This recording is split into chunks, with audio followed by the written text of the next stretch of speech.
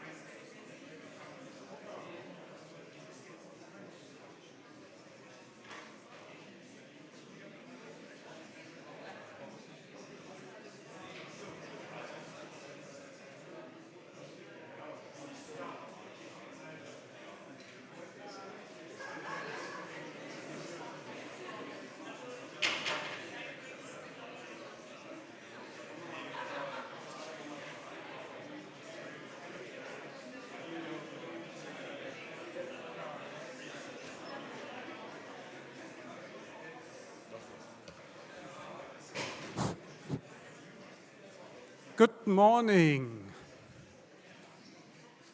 Nice to see so many faces in the early morning hours. So it's my pleasure to guide you through the next 25 minutes of our opening session.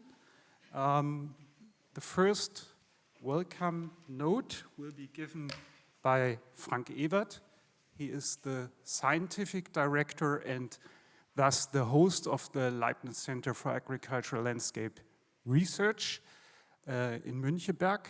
And he is by training a crop scientist. So I'm looking forward, Frank, that you will give us insights in the conference.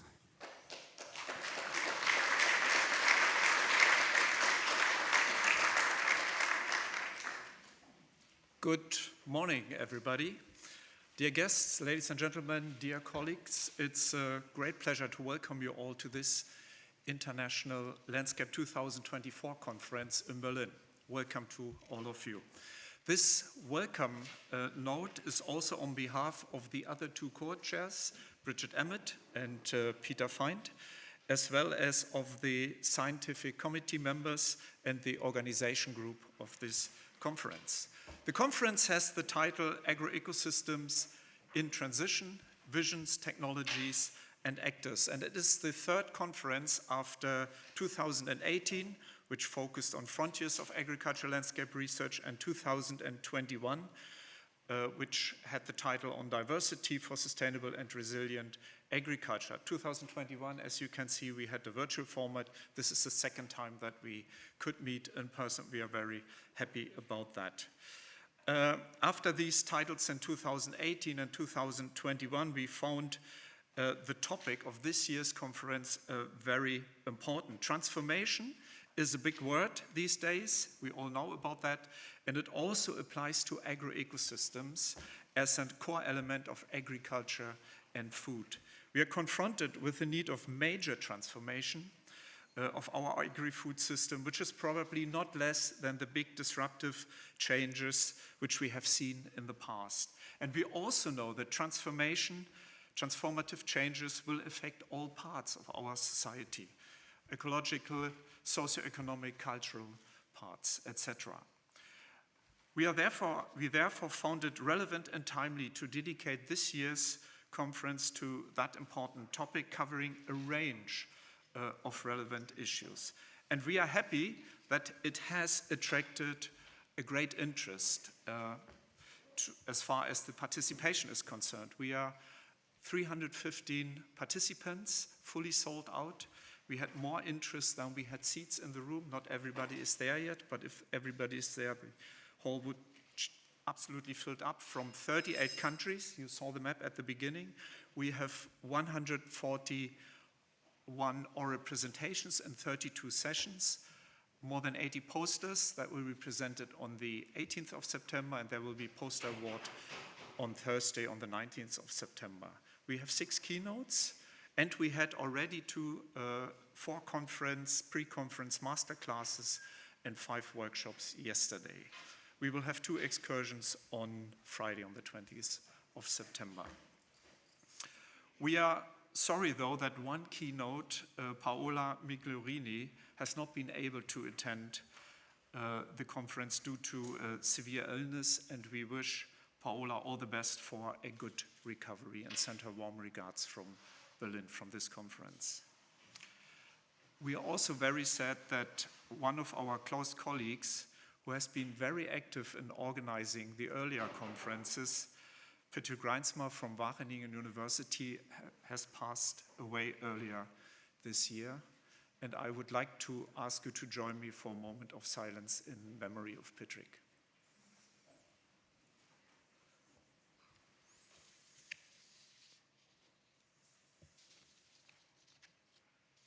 Thank you.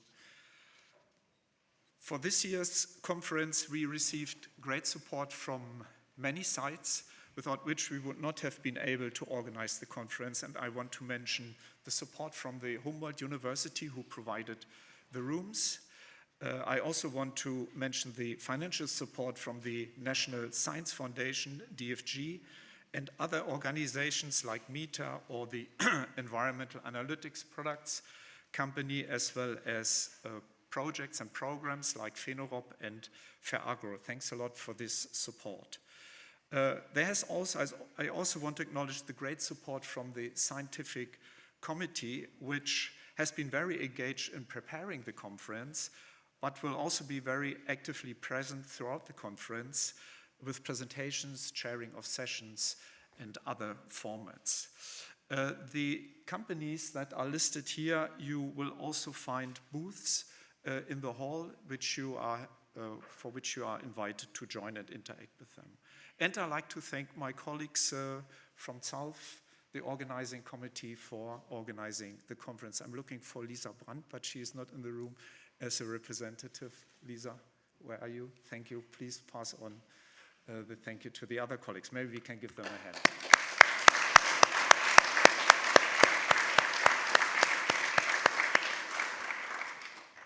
We have a great program covering many relevant issues, and thanks to the members of the scientific committee and also beyond the committee, to all the colleagues who have been involved in organizing and will be involved in sharing the different sessions, workshops, and master classes.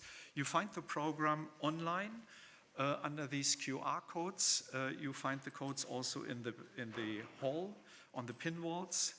And there's the opportunity via social media to exchange on what you experience here at the conference using the hashtag Landscape 2024. There will also be a streaming of this event, although there is no virtual participation possible, so we have to be here and use that format in order to exchange. As for today's program, following the welcome notes, we have 2 keynote presentations, and I'm already looking forward to these 2 presentations as much as I do, of course, for the other elements of the program. We have a coffee break then, and following up with a first block of 4 parallel sessions on the topics that are indicated here, running up until the lunch break. And after the lunch break, we have the second block of 4 parallel sessions, again a coffee break, and then a third block towards the end of the day.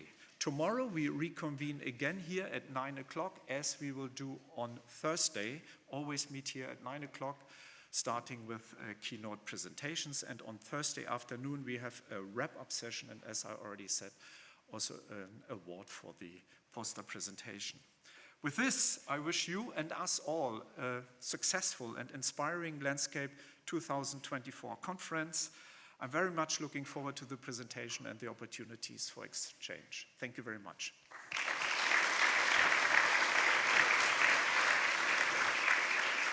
So thank you very much for the welcome note. So the next speaker is Peter Feindt. He is also host and chair of the conference. He is professor for agricultural and food politics at the Humboldt-University. So that's the representative of the university, and we are close collaborating in the TER Institute, which is our agricultural research-orientated research institute at the university. So go to the stage, have fun.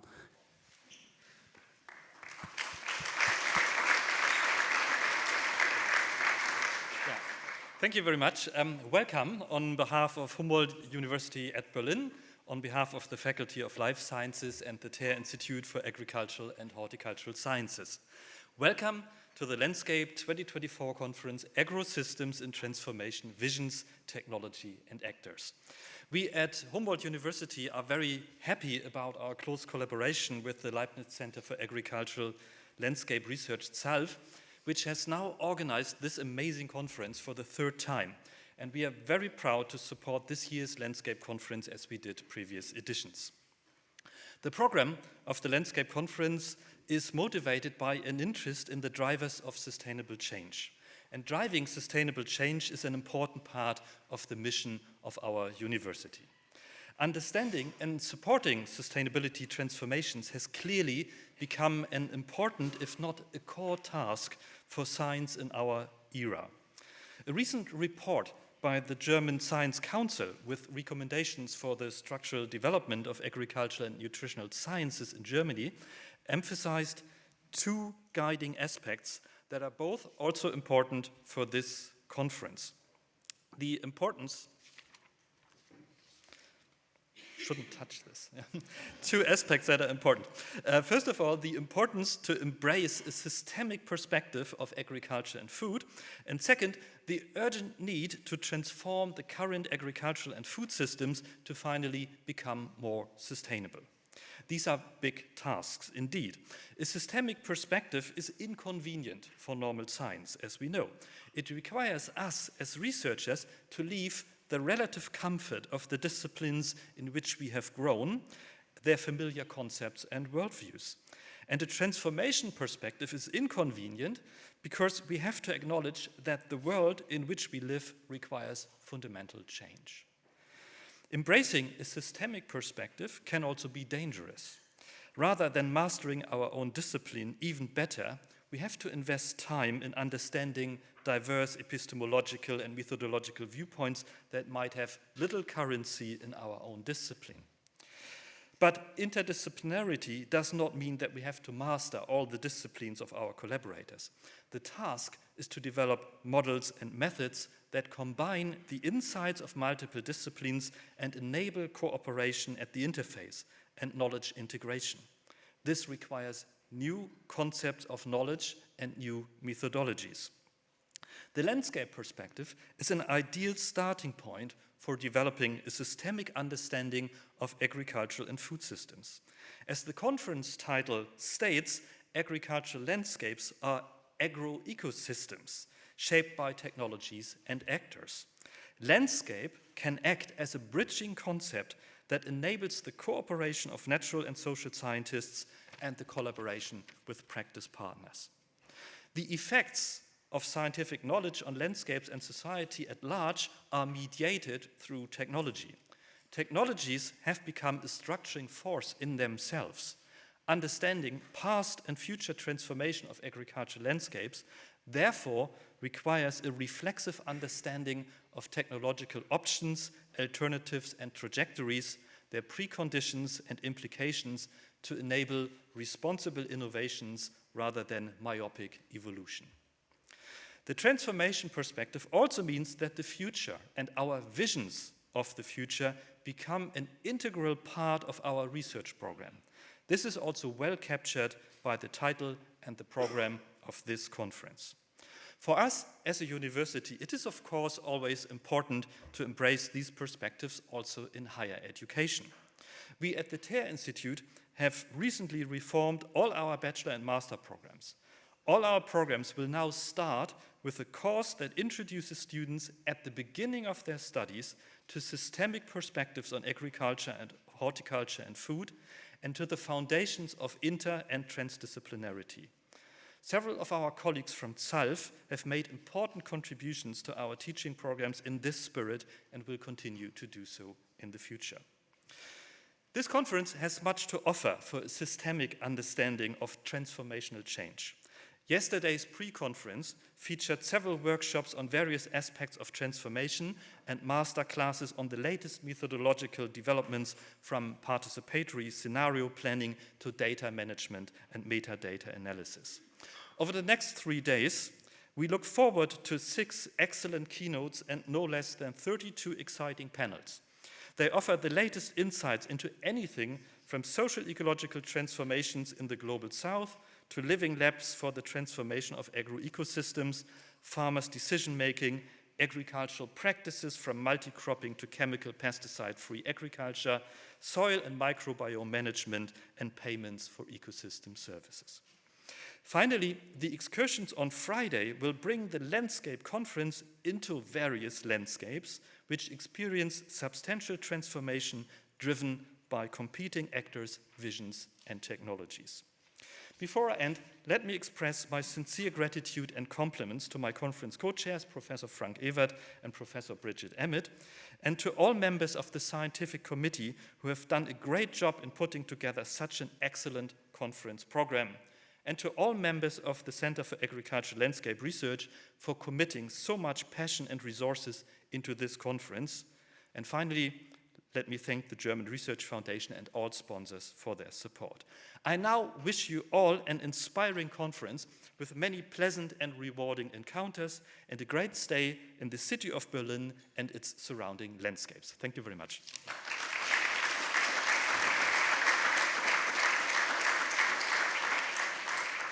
So many thanks for these warm words. The slides were a bit quicker, sorry for that.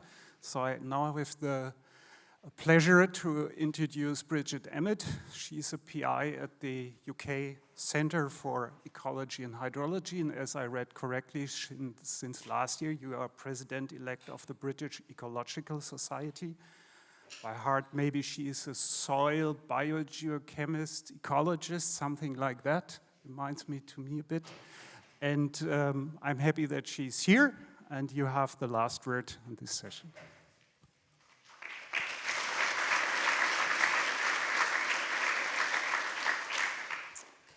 Well, I'd like to add my very warm welcome to everyone today, and particularly those who've traveled long distance from outside Europe. We think most continents are represented here, which is just fantastic, because we need to share our experiences and learn from each other. My thanks also to ZALF for all their work, and the Scientific Committee, of course, in organizing this very timely conference, as we've already heard. As we need to change. We need to change what we expect from our agricultural landscapes and how we manage them. Our farmers and agri-industry have been extraordinarily successful in increasing food production to meet the needs of a growing population. But we now need to transition to systems which also contribute to achieving net zero, reduce pollution, and recovery of biodiversity. As was just mentioned, I'm president of the British Ecological Society with 7,000 members globally. and it breaks our hearts that a quarter of all plant and animal species are currently at risk. If we get it right, there is benefits also to agriculture and food production, as we believe the food production system will be more resilient to climate extremes and global disruptions, with co-benefits for people, nature, and our climate.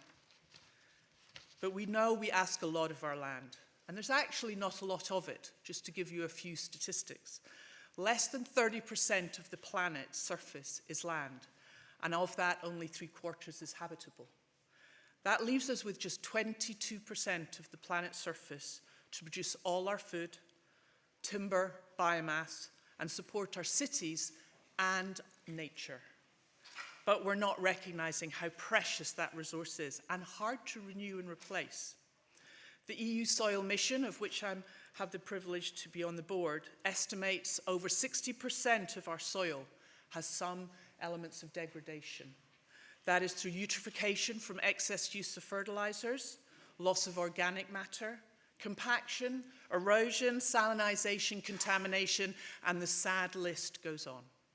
And I'm afraid agricultural land is where a lot of those problems sit, so we need to change. And as the title of the conference says, we need to find new visions as to how we can do more with less. We need to harness new technologies to find smarter ways of farming. And we need to take the people, the actors, with us. In the EU, we recognize there has been a disconnect between research and action. Only by working together with farmers, foresters, regulators, policymakers, industry, and wider society will we ensure we're not working in an academic bubble, but enabling change critically to happen at scale and at pace. We don't have time for our work to languish in journals and in reports. A final challenge I want to leave with you is those of us who are from the global north. We must not export or offshore our food and ecological footprint to the global south, but rather take responsibility to help create a more just and equitable food system.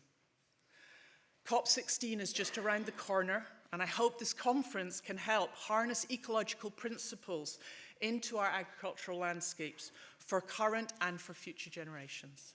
I hope you have a fantastic conference. Thank you.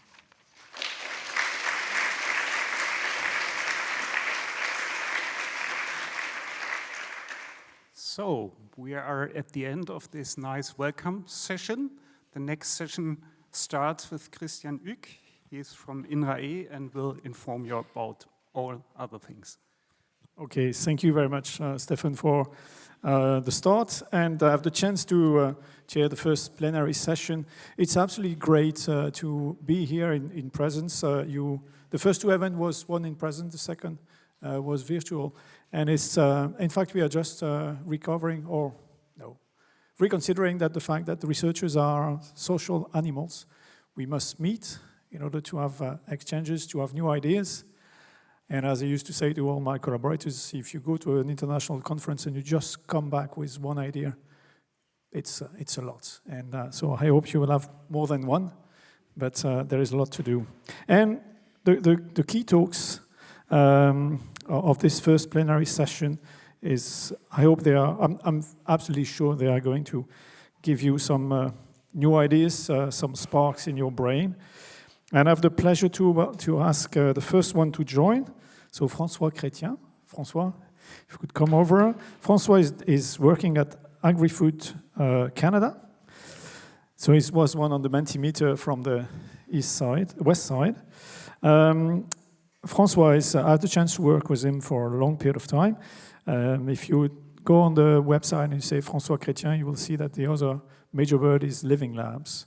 And because he's, after visiting the world, New Zealand, Canada is more or less is larger than the whole of Europe.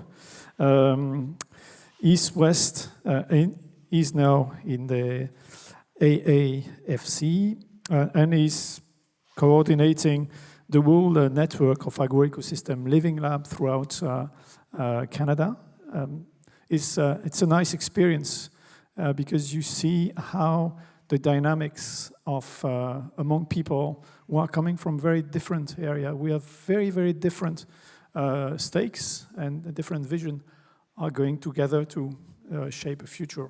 So François, I'm very happy to have you here and to ask you to give your talk with the title is Transformative Impact of Agroecosystem Living Labs, 30 minutes, and then we will have a time for a nice session of question and answers. And I have here to keep you on track. So thank you, François. Thank you. Merci beaucoup, Chrétien. Good morning, everyone. I'm very, very pleased to be here. I wanted to start by saying thanks to ZALF, Dr. Ewert, and the rest of the organizing committee for inviting me here to come all the way from across the Atlantic Ocean and flying the beautiful town of Berlin. I went through the detailed program, and I have to say I was quite impressed with the quality of the presentation that are going to be given over the next 3 days. So I really feel privileged to have the chance to be part of this opening up session. So once again, thank you very much. So when the organizing committee contacted me, in fact, they asked me to present on our experience in setting up a pan-Canadian network of living lab in Canada. So my presentation today is really going to be on the practical implementation of Agroecosystem Living Lab, and not so much on the theoretical aspect of Living Lab. There will be 2 sessions on Agroecosystem Living Lab later on today. But yeah, today I'm going to focus really on the practical implementation. So I'm going to start with quickly defining, once again, what we mean by Agroecosystem Living Lab. I'm not going to spend too much time on this, but I'm going to focus a bit more on how we've implemented Living Lab in Canada, what impact we're starting to see across our agroecosystems. Also, quite a bit of lessons learned we have learned over the last 7 years also. And also what's next, what we see for the future of Agroecosystems Living Lab. But I wanted to come back to, I guess, the main reason why we decided to launch Agroecosystem Living Lab across our country.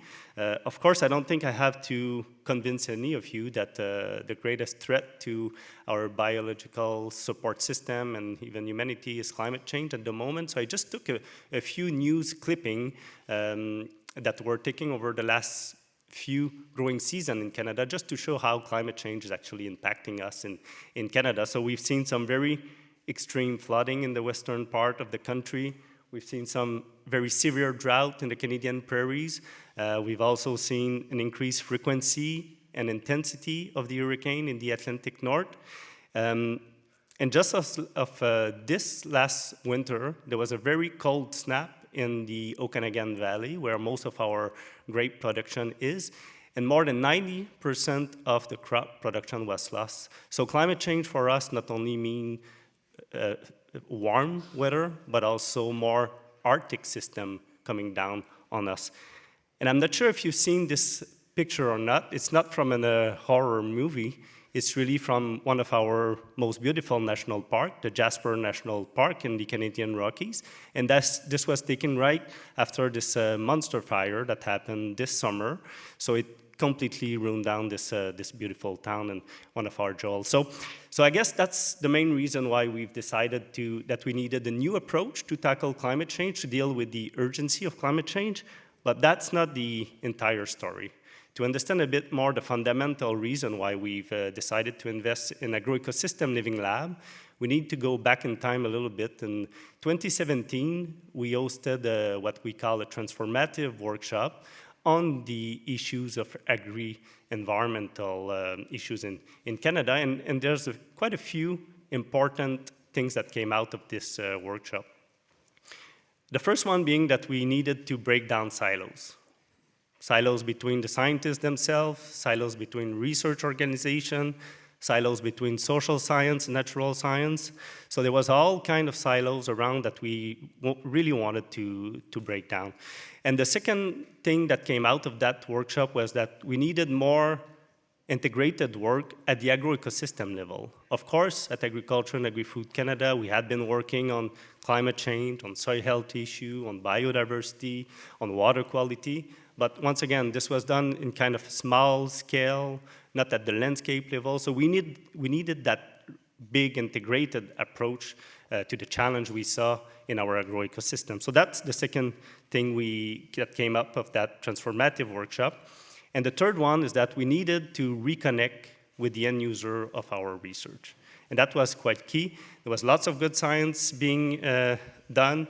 And as Bridget said, we don't have the time to let it sit there on a shelf. So we needed to reconnect with the end user. And that was the third key point that came out of that transformative workshop. So we've looked at different innovation approach, and then we've settled down on the living lab approach because it meant it was meeting all of those key points that we wanted to achieve in transforming the way we were conducting science. So yes, living lab for tackling climate change, but also to transform our innovation approach. So now, the big question of what are agroecosystem. Before I go into defining what agroecosystem living lab means, can I ask all of you to raise your hand if you've ever heard of living lab? Okay, that's good. Keep your hand up if you've been involved in a living lab proposal. Okay, good. All right, that's good. That's quite a few hands up. I'm sure if I would have asked the question about 5 years ago, Chrétien, the answer would have been quite different, right? So that's good to see so much more people being involved in Living Lab. I'm very, very pleased with that. So I'm still going to come back a little bit to the key principles that are behind the Living Lab. So I guess the first thing you can notice on this slide is there are obvious reasons why I didn't end up studying in art, but I studied in science, right? So this is my homemade kind of image of Living Lab. But the second thing you can notice is that Living Lab is a quite simple thing. In fact, it is what we say an innovation-producing machine. It's as simple as that. Of course, you need to crank the handle quite hard with a lot of financial input, lots of human capacity, a lot of research capacity in it too. You need to adjust those traps as well so that the process is improved over time. But at the end of the day, Living Lab is about innovation, and that's key. And that's why we say Living Lab are innovation project supported by research. And that's a bit of a paradigm shift in the way we look at those Living Lab too. So this innovation-producing machine sits on three fundamental principles. The first one being the user-centered innovation. And what it really meant for us when we started to implement Living Lab in Canada is that we wanted the user to be a bit more in the driving seat than it was before. So when we've launched our first program, no research organization could be the first applicant for those Living Lab. It meant that the producer group, the not-for-profit organization, the watershed organization will be leading consortia of players that will be leading a Living Lab. So the second core principle is the partnership approach. So all of those Living Lab that we've set up in Canada are big consortia of multiple players working together. And I have to say, when we started Living Lab in Canada, I had the chance to tour across the country, and there was so much fragmentation of the ecosystem of partner that we wanted to bring it a little bit more glued. And using this consortium approach, we went across the country, and we actually selected leads in each of the different Canadian provinces that would be charged with developing a Living Lab consortium. And we actually put $100K per project to build those consortia and just to bring the people together and think about what a Living Lab proposal will look like. So building this partnership approach was quite fundamental for us, and that's the second principle of Living Lab. The third one is the real-life experimental setup. It may sound like a big word, but what it really means for us, it's a very significant change in the way our scientists are involved in our Living Lab.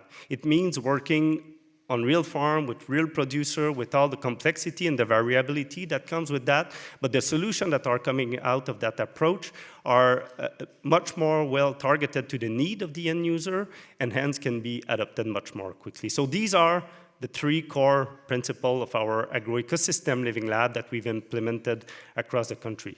Of course, there are more specific criteria that you can find in this publication on defining the characteristic of agroecosystem living lab.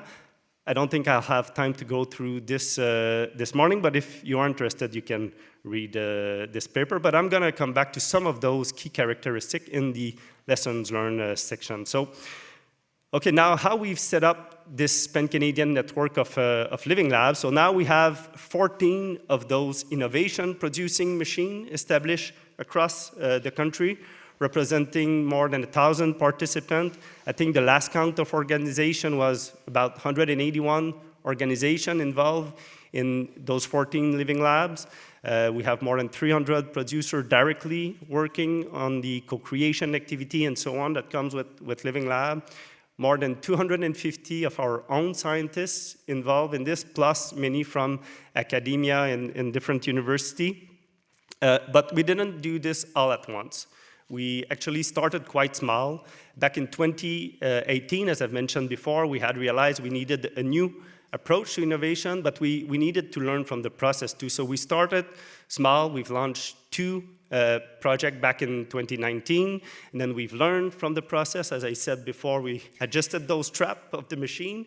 We adjusted the process, the way we were managing the program, and then we launched 2 more.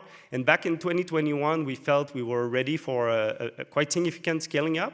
And that's when we've launched the Agricultural Climate Solution Program, which is a $185 million investment to support those 14 living labs over the next 10 years. So coming from a research organization, I had to put at least one graph in my presentation. So here you have it. This is the only bar graph of my presentation. But it shows that within those 14 living labs, the consortia and the scientific teams are working right now on more than 200 innovation activity.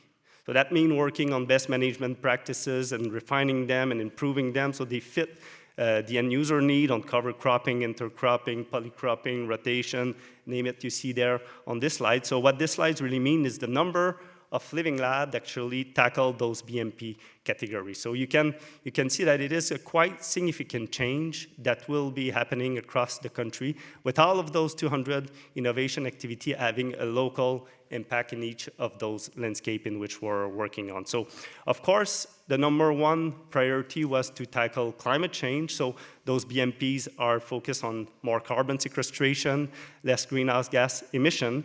But we really wanted to have an integrated approach at the landscape level, as I said in my first few slides.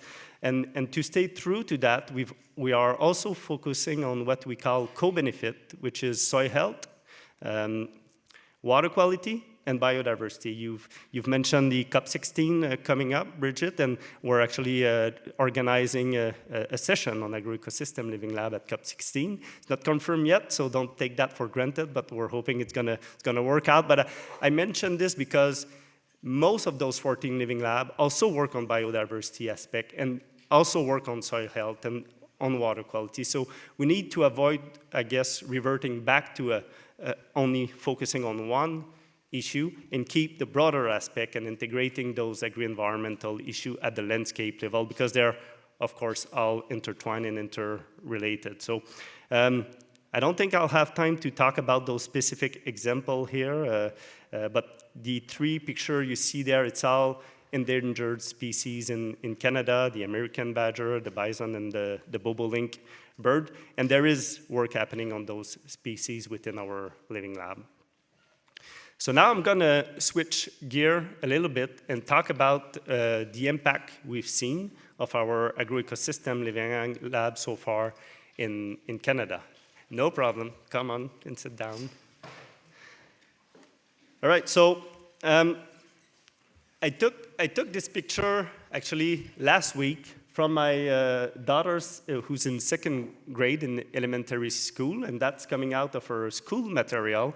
And I guess it resonated with me because it shows that from a very young age, we've been raised and trained, especially as scientists, to aim for that center target, which is kind of the direct impact of our research. So number of paper, number of highly qualified people trained, number of knowledge transfer activity. And within our living lab, those direct impact means the 200 and so innovation activity on best management practices that I mentioned. So we want those practices to be not only co-developed and well adopted locally, but to be adopted by as many producers as possible. So that's very important, of course, and it's kind of the centerpiece and the center focus of our living lab. But there is more than those direct impact, and I'll come back to this. But this is, I think, a good example of one of our impact. So the first living lab that was set up in Canada was in Prince Edward Island, a small Atlantic province. And since the beginning of this project, we've seen a rise in cover crop adoption rate before potato planting, moving from 25% adoption rate to 50% adoption rate. So that's the ultimate outcome of our living lab, and I think it shows kind of the direct impact we're looking for. Of course, it is important, and quite often funding organization would focus on those direct impact. But I think it is important also to consider the other level of effect that agroecosystem living labs are having. So yes, focus on those direct impact, but we need to evaluate and consider those second and third level of impact. And I've just used the Schaffer framework for transdisciplinary research categorization here to show the level of effect and observed impact we're seeing in Canada from our agroecosystem living lab. So in that first order of effect, we've seen a very significant change in the relationship and even in the reputation of the organization involved in those living lab. And once again, to illustrate what I mean by this, I'm going to use the living lab that was set up in Atlantic Canada. And this Atlantic living lab went through a very severe drought, 2 hurricanes, and a very significant potato wart issue, all of that in 3 growing seasons. And what the local team have told us, if it wasn't of all the trust, the relationship that we'll build because of the living lab, they wouldn't have been able to go through those crises in such an effective manner. So that's kind of another level of impact that is very important, and we need to be able to tell those stories as much as the direct impact too. So that's in terms of relationship. We've also seen for our own organization also a change in the reputation, a change in the way local industry talk about our organization, and that's true also for other organizations involved in living labs. So that's quite significant, and it's categorized as a first order effect of those living labs. A second order of effect is also around what we call the way of working and the innovation from within. So what I mean by innovation from within is when you set up living lab, it means breaking down the lots of barrier in terms of programming, infrastructure, and getting those living labs set up is quite resource intensive. So we had to go through many barriers in terms of data management, program structure, and so on. And just another example of what I mean by this innovation from within, I've mentioned that this program was $185 million over 10 years. And this was the first program we had at Agriculture and Agri-Food Canada that had a 10-year time frame.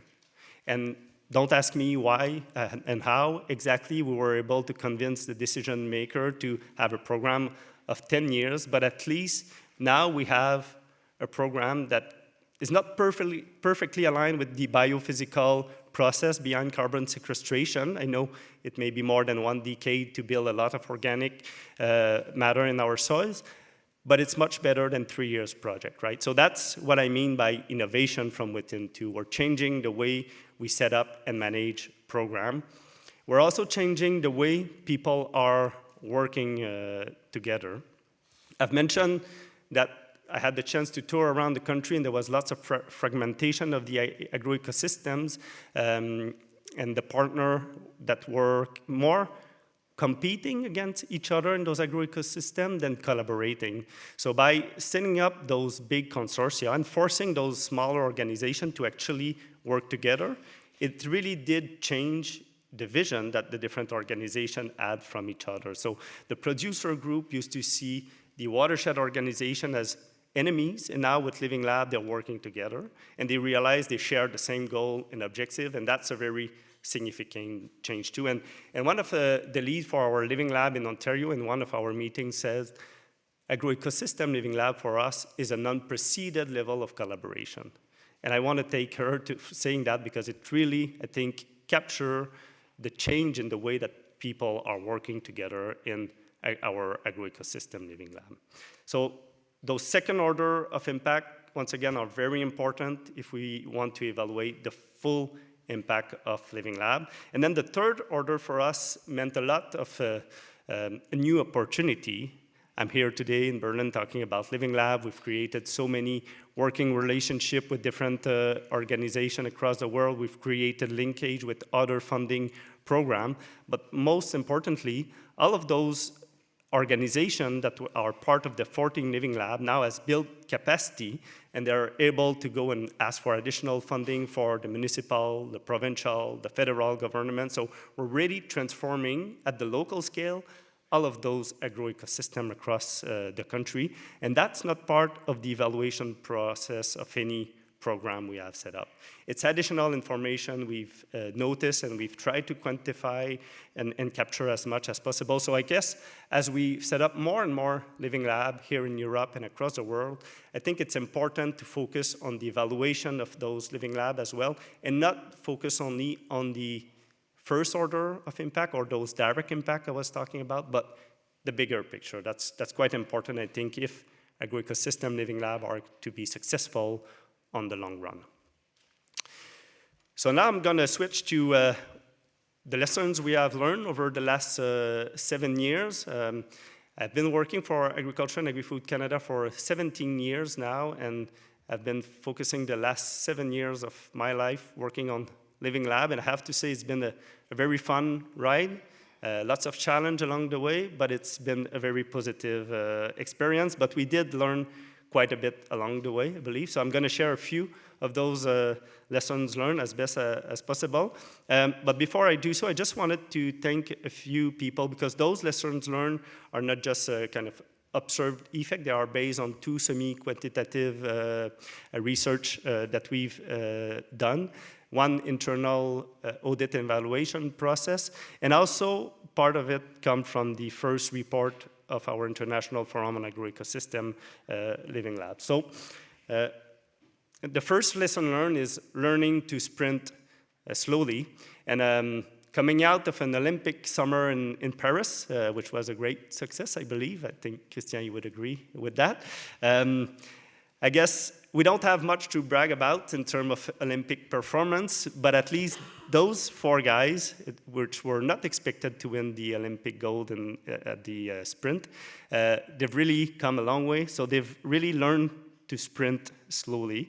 But what I really mean by this is that in a Living Lab, because of the key defining characteristic that involve very long innovation cycle that are related to the growing season and on the unpredictability that comes with the weather variability, it means that there's a tension between the urgency to find short-term and quick solution to the agri-environmental challenge we see locally, and the passions it takes to build those relationships, the trust. So there's a very high transactional cost that come with setting up Living Lab.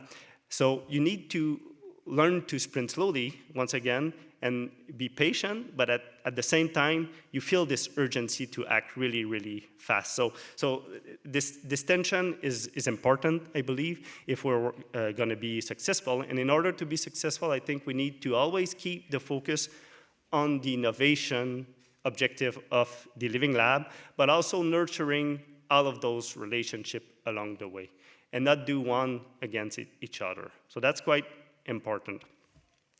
So the second lesson learned is any of our Living Lab are very complex and diverse. We even have one of our Living Lab that is being led by a First Nation in Canada. That's the first time a First Nation actually lead a Living Lab.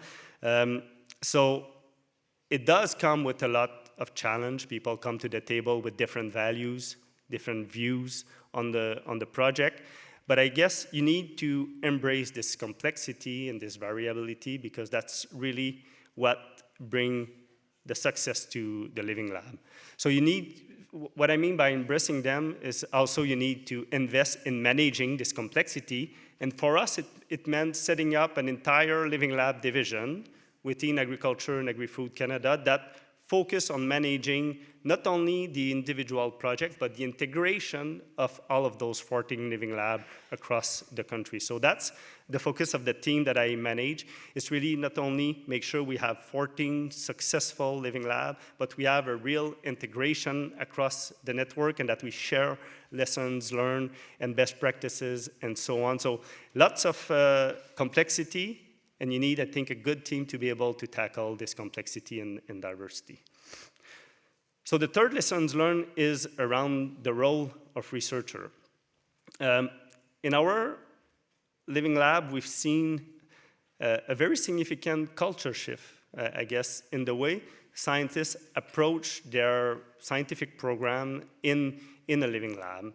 And so you need to come to the table now at almost the same level as anybody else. It's not kind of the approach that you're the expert and giving all your knowledge and then leave the room and continue the research. So within a Living Lab, our scientists have learned to share their result along the way, something that they were not used to do at first, but really take kind of more of a backseat approach from time and know when to join the conversation. So we've seen a real change in the relationship established between the producer and the scientist, and I think this is very important if we think about the long-term implementation adoption rate of best management practices. And I guess one example of the role of researcher and how it has evolved. I was speaking to one of our, we call them Res 5 in Agriculture and Agri-Food Canada. It's those scientists that have been very successful. It's the highest kind of ranking you can achieve. And I had a good conversation with that scientist, and he told me that his involvement in Living Lab has been the most rewarding experience of his career. Even though he's published a lot of paper, but seeing the direct impact and even the legacy he's having on this agricultural community has been so much rewarding. So I think we're all interested in having an impact at multiple different levels, and I believe Living Lab offers this opportunity to have a very significant impact, not only locally, regionally, nationally, but also internationally. So that's quite important as well. The fourth lessons learned, I know I'm running out of time, I'm going to go quickly through this one, is that within Agroecosystem Living Lab, I've mentioned we have 1,000 people involved in those, 180 organizations, 200 innovation activity. There's a lot and lots of data that is being collected. So in addition to funding the actual Living Lab project, we've also invested quite significantly in data management. Those Living Lab were the first project proposal where we actually asked for a data management plan. It may sound intuitive, but most of our program didn't ask for any data management plan before Living Lab. So that's one thing that we've changed. So we've invested in technological solution too. We've developed a cloud-based data storage platform for the entire network that will allow us to share data across the country with the industry, the federal scientists, and so on. So you need to invest in those IT tools, but you also need to invest in the people that are behind all of those Living Lab. And what I mean by that is that we have so many agreements that need to be put in place for those Living Lab to work that we need very strong support tool as well for being able to deliver on those Living Labs. So I think if I did a good job, you understand that Living Lab are quite complex, and sometimes I ask myself, why doing all of this? Why making things complex like this? And I think the easy answer to that is we need to avoid other events like the one in Jasper to multiply across the world, right? This is not an horror movie, as I mentioned at first. It was taken in one of our national parks this summer.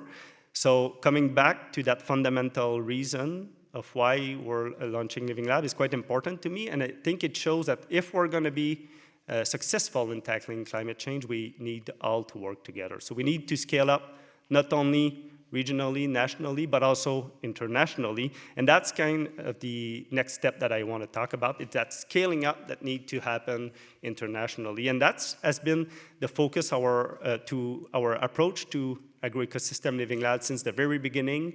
We started in 2018 with a G20 working group on Agroecosystem Living Lab. Since then, we've been collaborating bilaterally quite a lot with France and INRAE, with the US, with the European Commission. And now I'm very pleased to see the scaling up starting to occur, especially here in Europe with the Agroecology Living Lab partnership, the soil mission. So it is happening, the scaling up, but we need to not only scale up across the north, I think we need that international scaling up that will include the global south as well if we want to have a significant impact on climate change. And that's why last year we hosted the first international forum on Agroecosystem Living Lab. And I think the value of those forums is really combining the practical knowledge gained on Living Lab with the theoretical aspect of Living Lab. So I'm going to conclude with a call maybe for all of you to come and join us in Bordeaux in 2025 for the second international forum that we're going to be hosting in collaboration with INRAE. And with that, I'm going to thank you all for your attention. And Chrétien, turn it back over to you.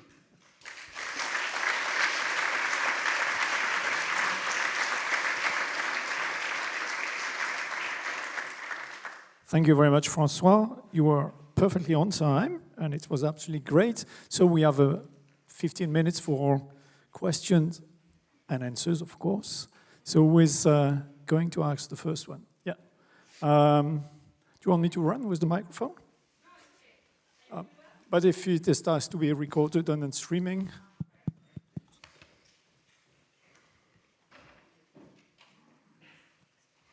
Morning, everyone. Thank you so much. Great presentation. I have actually two questions, but the first is more important. At the beginning, you mentioned something about, well, no, both are important, but the first is that you mentioned that the calls in the program, they should not be, the leadership should be not in the researchers, but in the participants, right?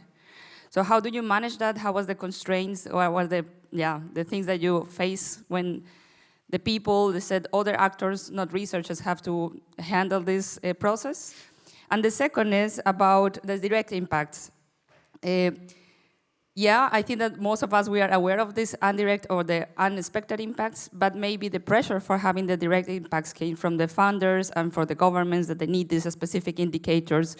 So my question is also, what is the approach on the funders and the governments according to this approach of not so much focusing on the direct impacts, but also see other aspects? Are they also there involved in this vision or not?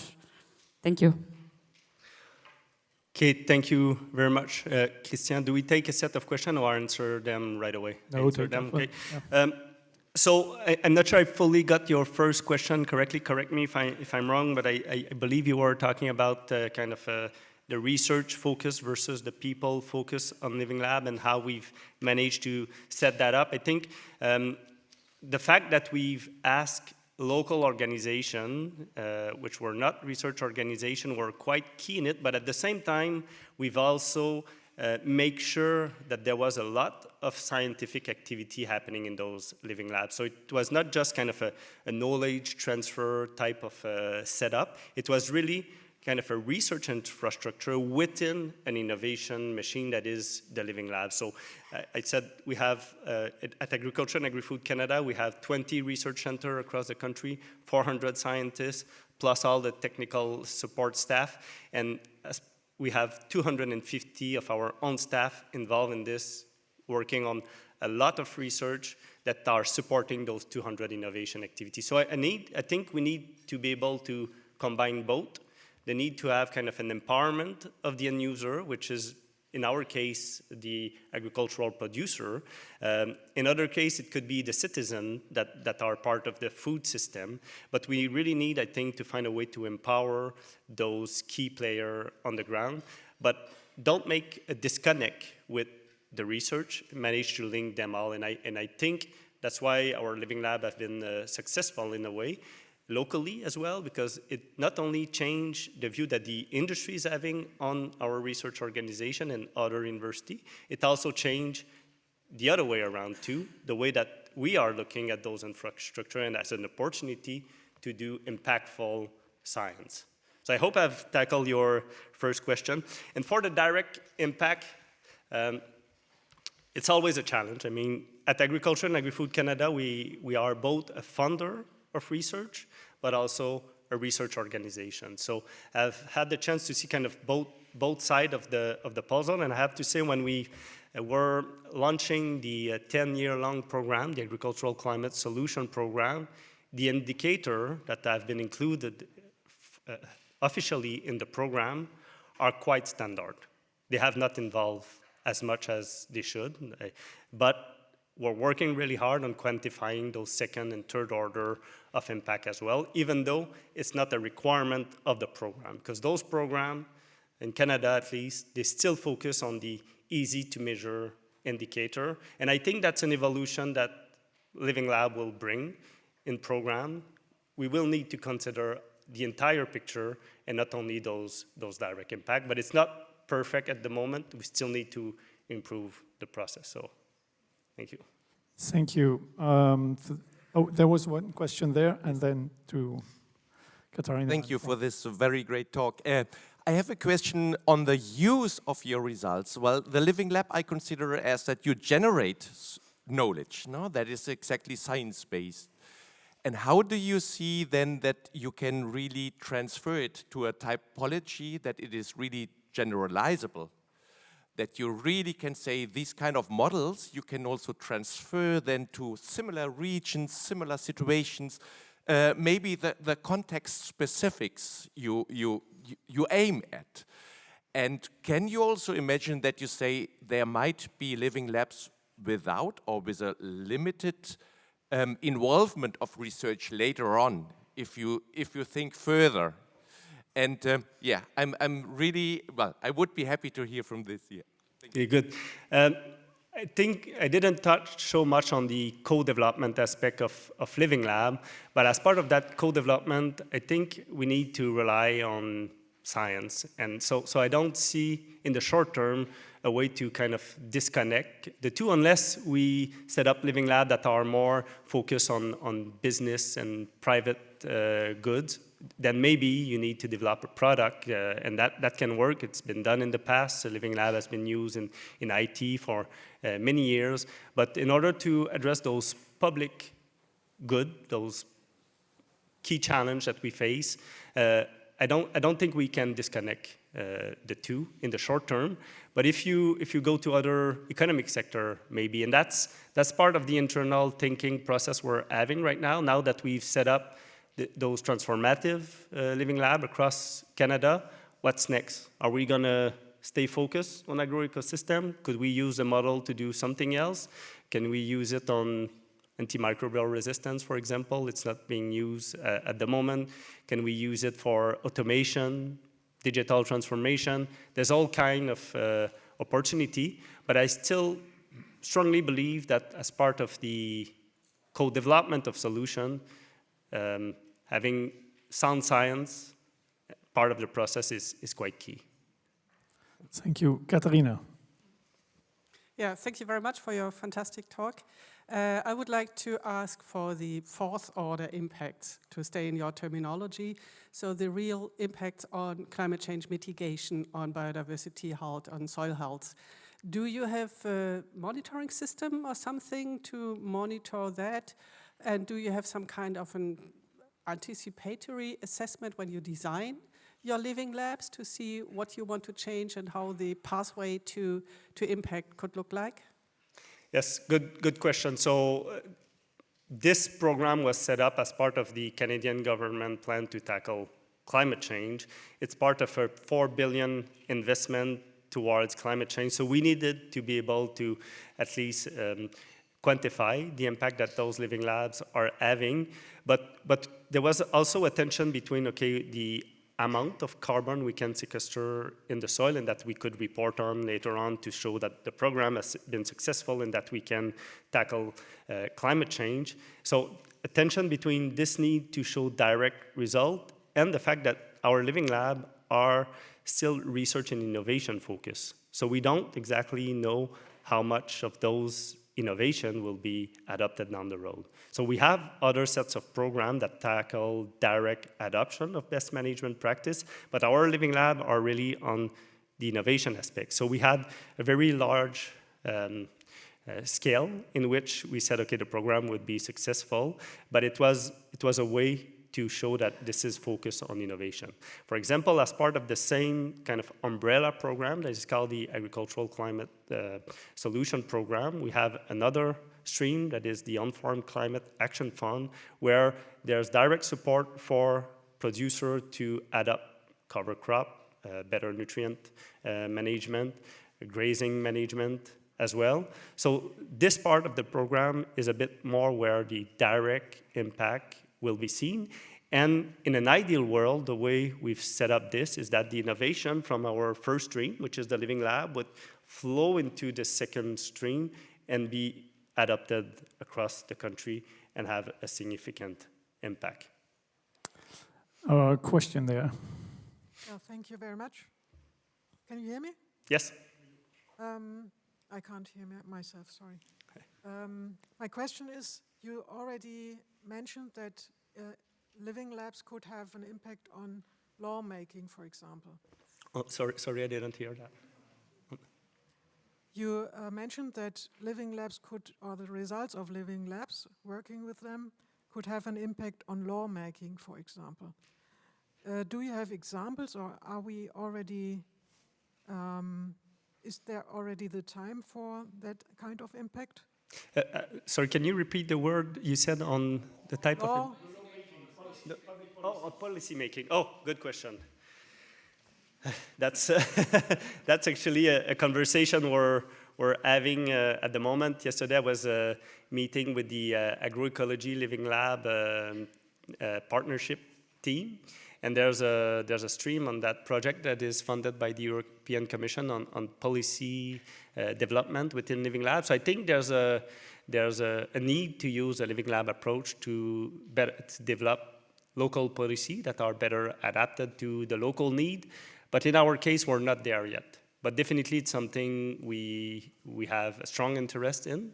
I think it's part of the next step in the next evolution of how we're going to be using the approach to have more impactful, not only more impactful research, but also the transfer of that research on the ground. In Canada at the moment, there's lots of conversation around different way of tackling knowledge transfer activity in that sphere between the innovation activity of the Living Lab and what we call KTT, or knowledge and technology transfer. I think there's a need for better policy, and that's where our interest is in using the Living Lab approach to co-develop policy with local player, municipalities, provincial government, and federal government, and all of those other funding player that could be part of the equation. So, but yeah, we're not there yet. Okay, Frank. Yeah. Thanks, François, for the great and illustrative presentation. I want to follow up on this discussion on what has changed. You said that funding has changed, people have changed, researchers, how they engage. My question is, to which extent do you also see changes in the institutional landscape of agriculture research? Do you see anything changing? Do you expect anything changing? Or is it all possible to be done within the context of the present structure of how we organize our research institutionally? Thank you. Thank you. The first thing that comes to my mind when I hear that is that change is painful, and there's no change without pain, right? And I've certainly experienced part of that pain. And the second thing that comes to my mind is we've always seen our Agroecosystem Living Lab as part of the tool set that we have. So it's not like we're going to do everything we have done in terms of more fundamental science and switch all of that to Living Lab. It's just a new tool in the tool set. I think that's quite important too. But yes, internally, this change has been a bit painful, I have to say. There are scientists that have seen the value of working in that framework, and others that focus a bit more on the traditional approach. I don't use that term negatively. I think it's quite important that we continue to do both. But yes, we're definitely starting to see a change in the culture of our organization, but also the culture of the other organization involved in each of those living lab. And one of that most significant culture change, I think, is on the way people are interacting. I've touched on this, but that's one of the most important change I've observed. And just to illustrate that point, I remember I was in a meeting and one of our scientists were explaining kind of the early result they were seeing in one of their experiments, and that being really comfortable with like the data they were presenting and explaining, oh, there has been that big rain event that kind of messed my experimental setup. And so pretty much trying to find excuse for not having result to present to the producer. And one of the producers stood up and said, now you've experimented the life that we live and we can work together. So that's a real change. And when the scientists come up with research result, I think the producer and the industry will be much more willing to adopt these and look into the knowledge you've generated. A very significant change from my perspective. Okay, time is running, so we'll take two short questions for two short answers. You and you. Thank you very much for the inspiring talk. I really liked your picture as Living Lab as this innovation machine. We talk about today and the next day about the transformation. So my question is what we also talked about in our group, if these kind of living labs can also really improve transformation, or really that you have a bigger change, not only for individual innovations, but really at the regional level, this kind of transformation. So would you say that living labs are transformation machines? And the last one, so you will answer two in the row. Okay. Thank you. Yeah, I was wondering if you could just share what kinds of farmers or producers participate in these living labs, and also if you have any social scientists in your team who study how these farmers and producers then interact with their peers and how that generates further learning.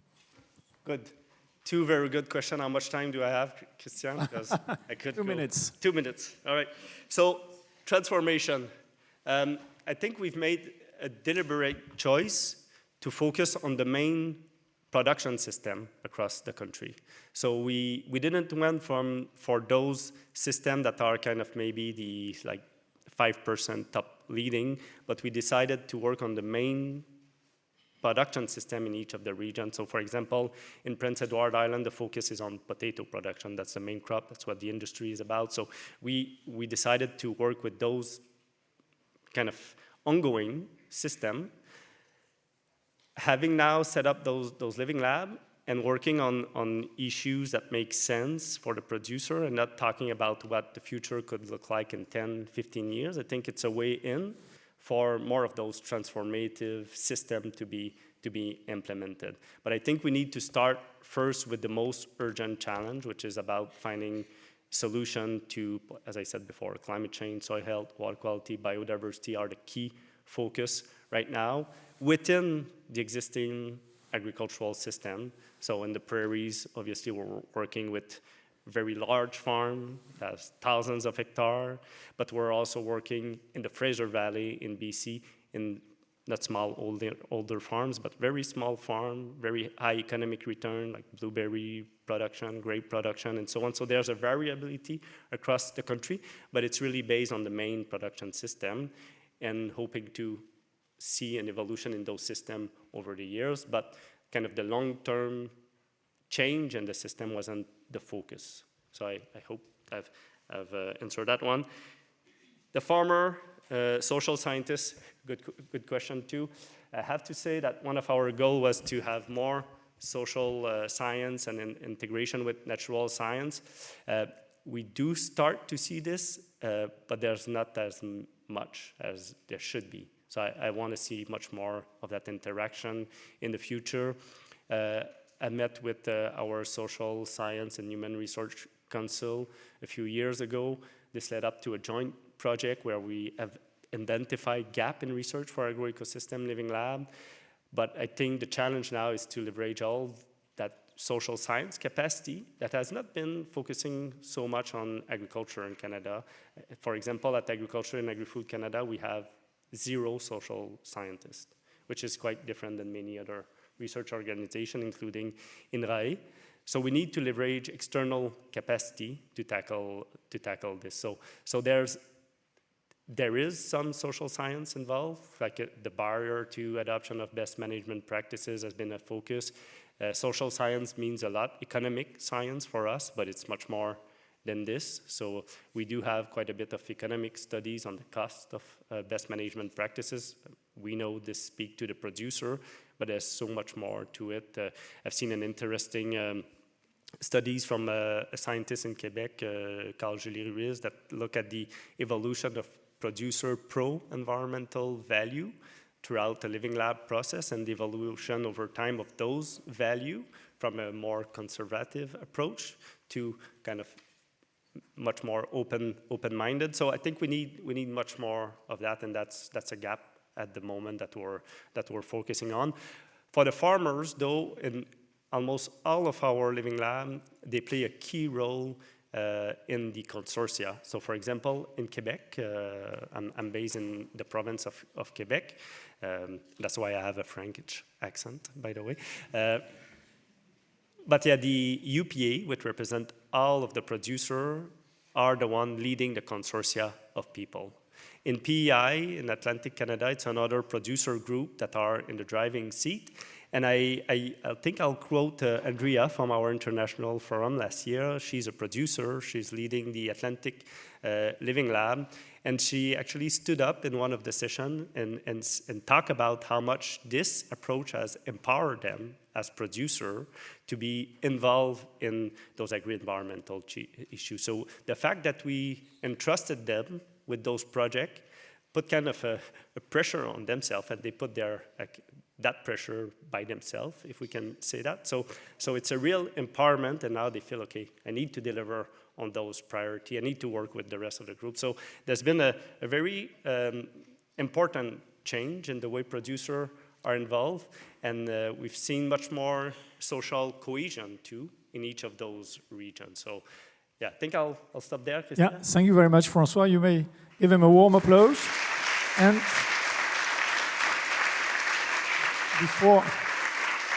before you leave, I've been asked to give you this on behalf of the organizers. Thank you very much.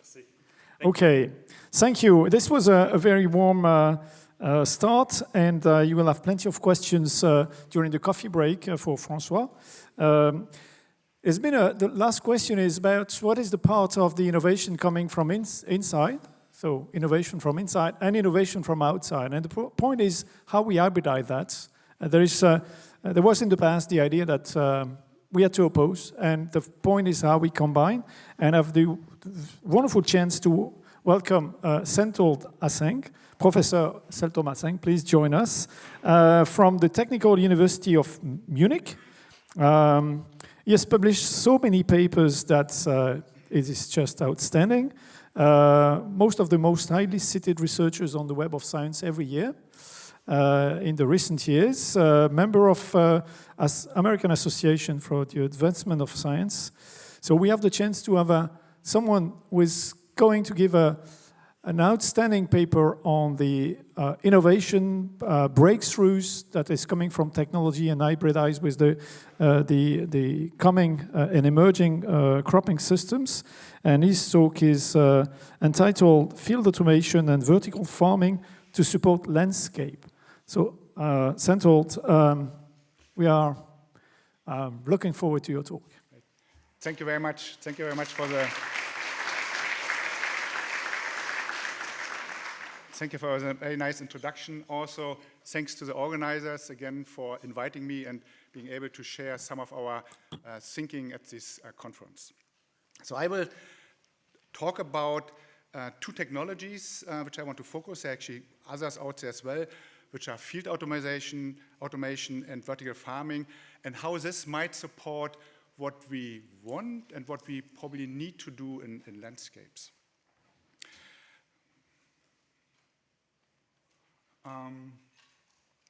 I want to cut it in 3 parts. I think I need to revisit some of the global trends affecting agricultural landscapes. Many things have been mentioned. I want to pick some of them again because they relate to some of these technologies. Then I want to go into these technologies, talk about field automation. I also mention AI. I won't talk much about it, but you will clearly see how quickly AI plays a big role in there as well. I want to talk about a new technology which is developing, which is controlled environmental agriculture, where you grow crops under totally artificial conditions. And I want to finish with some implications of how this technology might impact landscapes, the things, again, we want and might have to need to do with our landscapes. Quick reminder, this is a figure here showing the jobs in agriculture going back 200 years ago. 200 years ago in the Western world, in the nowadays Western world, most people worked in agriculture. Over these 200 years, we dropped down to less than 2%. Shown here for the US, getting down to 2 million farmers in the US, about 1.7% of the population. Very similar numbers in Germany, where we also had the same drop. This development is quite common across the world. We're just at different stages. What's not very consistent in most of the Western world, we're really losing farmers. We have also less farmers. There are parts in the world where we also have a growing population of farmers. Again, in very simplistic words, mechanization and everything which comes with this, new technology led to larger fields and being more efficient, which has a huge implication of how we deal with our landscapes. So larger fields, again, mostly in the Western world, in the global north, we see an increase in farm size since the 1960s. Across the globe, it's not consistent. There are countries where we also obviously further divide landscapes up. But in many parts where a lot of agriculture products coming from, we are on a trend where we get larger farms and larger field sizes. We now, again, in very simplistic words, with larger farms, we often lose biodiversity. And these are 2 figures I borrowed here, but there's scientific evidence behind that in general, by increasing our farm size, we do lose biodiversity. Another reason we tend to lose biodiversity is the pressure in the fields where we increase productivity. You see there's a big cloud there, but there is a trend in there with increasing yields. We tend to also push out other species, in this case plant species, from this area where we do the production. We know this, many of you know, that losing biodiversity is a global problem, and agriculture impacts that, and particularly, you can see in some parts of the world, we lost more than 90% of the biodiversity. This is plants and insects and animals. But also when you come back to Europe, for instance, a quarter of the biodiversity has been lost over the last 50, 60 years. We know this is only one part of our Earth, which you can measure in terms of planetary boundaries. You've seen this, I'm sure you have seen this. This has been updated last year, again in a publication in Science in 2023, which shows that in many of the areas we already overstepped our planetary boundaries. And I put an asterisk on all of them where agriculture contributed significantly to this overstepping. Just last week there was an interesting paper, again in Science, and I just copied the title out of it, but it summarizes what's going on. Climate change exacerbates the environmental impact of agriculture. So there are internally also interactions that we tend to lose even more of the biodiversity because of the climate change, where also we in agriculture contribute. And other parts as well, losing nutrients with more intensive rain and so on. Here, I want to put some numbers in there. I'm not sure if you're aware of them. There was a recent report, came out earlier this year, the Global Policy Report, where they for the first time quantified the value of agriculture production, but they also showed the hidden cost of agriculture production. And the hidden cost is what's happened on this graphic here, where we destroy things, where we don't actually pay for the actual costs we accumulating by buying, for instance, our food, which is interestingly 3 times higher than actually the cost. So the agricultural produce has a value of about $5 trillion, US dollars. The hidden costs in there, and many of them relate to environmental costs, are $15 trillion. In addition, we all know that in many countries, not in all, but in many countries, the agriculture system in terms of economics, it's not viable either, because we're spending a lot of, we're supporting agriculture in many parts of the world with subsidies which accumulate per year to $600 billion in subsidies. So the system is not sustainable in many ways, including not the economic ways. I put these numbers here because when we talk later about the technologies, we need to be very careful what we compare new technologies with. Here's a little language thing in there as well. I tell you what wheat it's called in German, which is Weizen. Just a joke on the side, we couldn't get this changed there. 4 crops, wheat, rice, maize, and soybean, supply more than 50% of the food. So they are really important for food security, for supplying our food. Wheat, out of these 4, is the most important crop. If you put the area, that comes back to landscape, if you put the area across Europe in this square, that's how big it would look like. We're growing worldwide on 2 million, more than 2 million square kilometers we're growing wheat, which would be about 6 times the size of Germany. So large areas are used for food. We need that. We need to supply food. We will even need more, as we heard earlier today as well. And this food comes from our landscape, which in many cases don't allow anything else than producing food at the moment. So I want to talk about 2 promising technologies, 2 examples. One is field optimization and AI in relation to landscapes. And the second one is controlled environment agriculture, which is full controlled crop growing under fully controlled crop conditions. So the first one, if you have a soil, we're working already in science, but also applied now in the field with information from satellites. So it's not new, it's going on for, let's say, for the last 30 years. The last few years, we're using drones to get information, even to do certain actions in the field. Robots started already in the southern part of Germany. There are quite a few robots in place in the fields with the farmers, mainly helping with planting and weeding.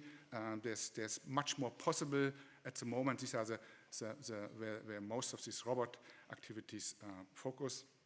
You might not be aware, there's also a new technology coming in with sensors, which the size of a fingernail, measuring all sorts of things, degradable, becoming cheaper and cheaper, which can be plowed in, which can be sitting in your canopy, giving on time many information about what's going on in your soil and in your crop. We have access to knowledge from the future through the internet, through forecasting systems. We have access to expert advice across the globe, which you can hire, which becomes more sophisticated every day, every year, where you can ask questions, you pay for it, and you get an answer. You can get an answer for your specific things in there. You can also connect what you do to markets and consumers we start looking at big data. That's probably where we will see much more AI, which is able to read patterns, to understand what's going on. That's also an area where data management will play a big role. And I'd like to do a little plug-in here for FAIRagro, which is led by ZALF, where data management on a national scale is currently dealt with in a large DFG-funded project, which will become even more important, particularly if you think that all these technology will collect a lot of data to help building new kinds of models to again manage what's going on. If you put it all together, a farm could look like this. They don't exist yet, but the components are definitely there, and some of them are in the field and currently tried out. Why is that so important for the landscape?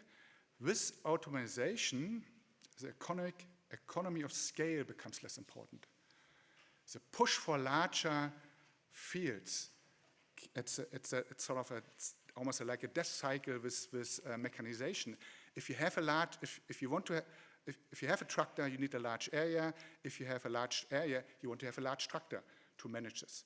So to use large machinery where you minimize the labor cost, one of the biggest costs in agriculture, you want to be large. Like on the left-hand side, there are spraying equipment which can deal with in one run with a 40-meter wide working area. By having now drones and robots which take over, where you don't have a person anymore sitting on any of them, which eventually will be run automatically by computer programs, you're not depending anymore on these large scale machineries. And you can be even better than the large scale machinery because you can attend to sub-field things happening in your field. You can also run more than one drone or more than one robot, so the size doesn't play a role anymore. If you have a larger size, you run more of them. If you have a smaller one, you run less of them. And what you can do, you can start thinking about your landscape in a new way. You can start redesigning your landscape according to what it offers in terms of the soil, in terms of the topography, in terms of also allowing more biodiversity in your system. So the new technology will break the trend for increasing field and farm sizes and allows you to still be efficient in the future with what you do on much smaller scales. We also think that automation could become an enabler for a sustainable future in agriculture. We recently brought a paper about that, where we also looked at how to bring these together. So there's still a lot of work to be done. You have in the core the field where the crop grows, which interacts with the soil, which interacts with the atmosphere. There will be a lot of sensing going on through automation. You will collect these into a thinking part where you need to deal with this data, which you connect with your objectives of what you want to achieve, and then feed this information back into your automated actors, which will then take actions and do something in your field. So by doing this, we think, at least you can start thinking about it, but we hope it actually leads to stopping the trend, the global trend in many countries of becoming bigger, larger, with less biodiversity, to reverse that and still being able to be productive, being efficient. You have less, you need less labor, obviously, in there, and allow for things like biodiversity again. Let me switch to the next promising technology, controlled environment, agriculture. Also, again, fully controlled growing conditions where you take a crop out of the natural way of where it usually grows. There are many examples only, that's not totally new. I show you different pictures ranging from fridge-like sizes to containers to large factories. Doesn't exist anymore, but it used to be very active here in Berlin, this company where they had in these big boxes, 10 by 10 meters, 12 meters high, 32 layers of crops growing there, fully automated. And of course, there There are other ways to do it. These industry struggles very, very much right now. Doesn't mean they will disappear. I think they go through a cycle, which is also called at the moment the Valley of the Death. So they had a huge start through energy prices. They sort of really struggling at the moment. In a long run, I'm convinced that these production systems will take off again and will play a large part of how we produce food. It will not replace agriculture, but it will definitely add of how we producing things. For the moment and for the next few years, it will focus on high-value crops where you have to make money, salads, cannabis, things where you get a high price for it, will continue, will expand. But I think in the long run, we need to think, and I think it will come, we need to think about other crops as well, like wheat. We're doing, for the last 3 years now, experiments under indoor condition or at scalable sizes for wheat. We also have an experiment, a project where we do experiments on soybean in Singapore. Our university has a campus there where we also do research. Let's do a little bit of calculations there. If you grow a crop in the field, and that takes example here for Germany, we have about 1,000 kilowatt hours per square meter per year with a yield of 75 Doppelzentner or 7.5 tons, which are a little less than a kilogram per square meter. We need 1,300 kilowatt hours of sunlight per kilowatt wheat, which is a lot of energy to produce 1 kilogram of wheat. It's free, and it's not free in the field because you need to own or rent the field. If you don't have the field, you don't have access to this free sun which comes down there. If you take this indoor, you halve it, but you still end up with a lot of energy, which now you have to supply somehow, which is enormous. Which at the moment I don't think many would be able and willing to pay for this. So right now the technology is definitely not there. Keep in mind that you can have 5 to 6 harvests indoor, very different to outdoor, and by having all the conditions tailored to what the plant needs, eventually the potential is that you can get much higher yields per each of the harvests. At the moment, we're getting yields as high as you get the highest in the field, but we get them 5-6 times, so we definitely get already per year yields which are well beyond anything you have seen in the field. But indoor farming doesn't stop there. Let me just go back and explain where this comparison comes from, and sort of push the narrative of the enormous potential of putting things in there in terms of yield for the moment. The world average is, depends if you work in kilograms per square meter or tons per hectare, is about a bit more than 3 tons per hectare for wheat across these 2 million square kilometers. The highest country producing wheat, the highest yields per country is in Ireland. We get about 10 tons there. The world record for this graphic was still in New Zealand. It's just being beaten last year from England. It's around 17, 18 tons per hectare. In experiments, these are not our experiments, these are from colleagues in NASA, which did some of this research, or started some of this research quite a while ago for going to space missions. They were able to get harvest, if you multiply them by 5, depending on how long it takes, which are well above anything we have seen in the field.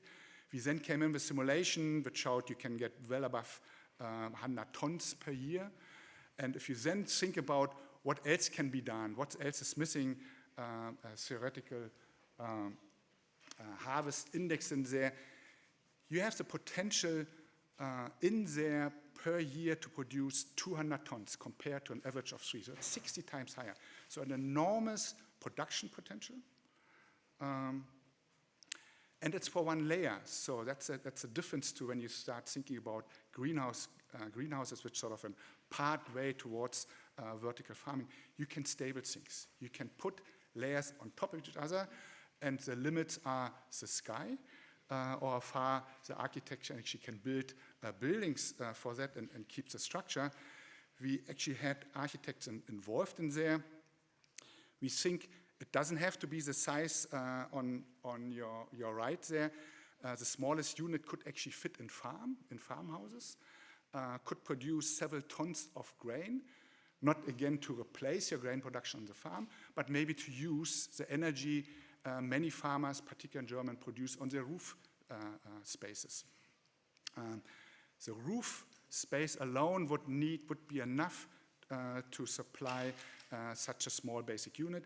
Anything else higher, larger as possible as well. The largest building which we theoretically got constructed is on the right-hand side, where we had 100 layers of 1 hectare on top of each other, a building of 120 meters high. With such a building, you would produce on the same footprint, on the same hectare, you would produce 6,000 times more yields than the average per hectare per yield. So it's an enormous potential in there. The question is, why don't we do it already if we have this huge potential? It has more than the potential to have these extreme yields, shown in here. And I have a list I want to go through, but for discussion we can come back in there. So you need a very small area to produce a lot of food. It could take pressure off fields where we currently, like in Germany, like in Europe, where we have lost lots of biodiversity. We can put some of this back, allow more biodiversity. We could take over some of these things.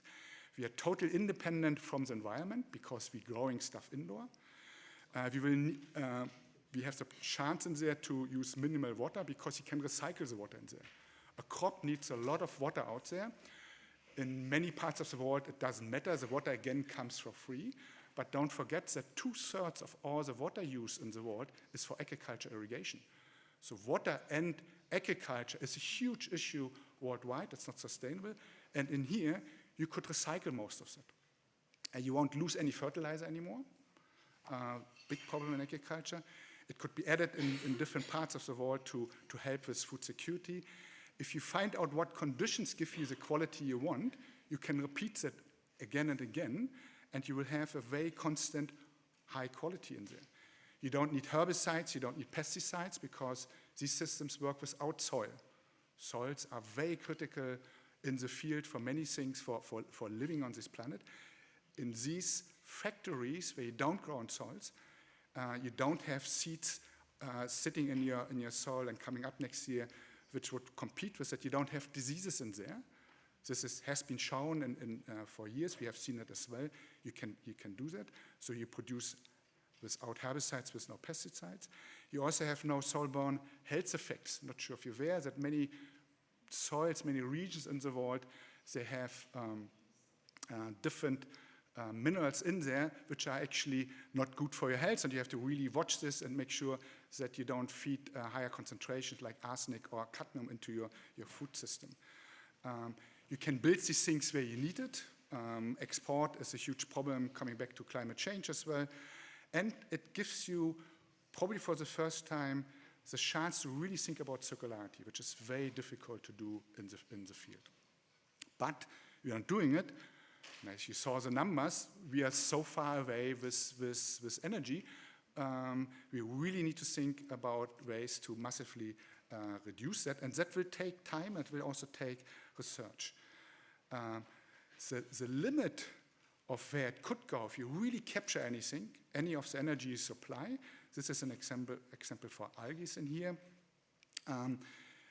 We have, and we could talk about it more, the time would not be enough here, we have a research plan using known technology put together where we get to very similar numbers, where we basically make sure that any light we supply hits leaves and is used for your crops. We think that our numbers are not outrageous, that you can get there because it sort of fits into what algae can do. We also can discuss of how algae might compare with a crop, if that's actually a fair comparison. Crops could be maybe even more efficient because in crops light penetrates often deeper in the canopy. When you grow algae, you actually have a very little part of your system which receives only the energy. If you then do an example, and I want to take you through this example, why this technology might play a role in the future. If you take Germany as an example again, Germany has a size of 36 million hectares. We're growing wheat here in this country on 2.7 million hectares. About 7% of all Germany is covered with wheat every year, which is quite a large amount. To produce an average 20 million tons, a third is for food, a third is for export, a third is for feed. Again, I'm not arguing to replace it all. If we want to add something or replace some of it, we probably should focus on the food part for it. If we do these two assumptions in here, one taking a future potential, which I just showed you with this algae example, we are in this range. We can talk about how we might get there, of 47 kilowatt hours, not the 650. It's still a lot of energy per kilogram of grain. Then take today's capacity of renewable energy. I don't think we should think about using anything else than renewable energy for these things. If you take nowadays capacity efficiency of that, shown for wind turbines and photovoltaic in this case, we just plastered all. There are very different ways of how you can put photovoltaic now into the field as well. Just taking these examples with nowadays technologies, but with the future potential of growing wheat indoor with this energy efficiency,